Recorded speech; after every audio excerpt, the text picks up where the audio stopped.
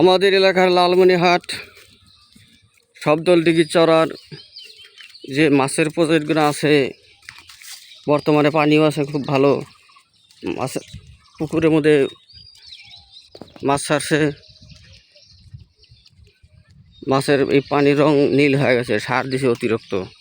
মাছ টাকাতে বড় হবে, আগামী মাসেই মাছ তুলে বিক্রি করতে পারবে আমাদের মন্তাজ ভাই।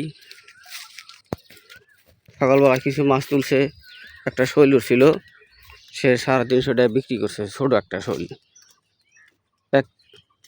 মানে 3 প হবে না, 3 পরও কম। আর সামনে আছে একটি ভুট্টা ক্ষেত, ভুট্টা নাই, খালি গাছ ফাড়া আছে। পাট ক্ষেত আছে আর কিছু ধান ক্ষেত আছে। কামলা কাটতে পারতেছে না, সব কামলা বিদেশ চলে গেছে, বাইরে ধান কাটার দাম বেশি। আবার ফির বাজারে গেছিলাম, শুনলাম যে মেশিন নাগা দিছে, মেশিনটা ধান কাটবো, কামলার তেজ মেরে দিতেছে। কামলারা হলো দুনিয়ার ফালতু, কথা দিয়ে কথা রাখে না, তারপরে দাম চাই অতিরিক্ত। এবার আমাদের দোলামুদে 5,000, 5,500, 4,500 এরকম করে ধান কাটছে।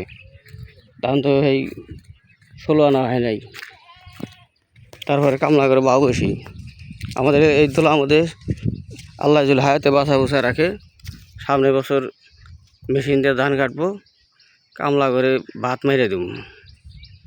বেটা শালারা দাম মনে হয় বেশি, কাজ করে না। এটা সব ধান খেত গেছিল।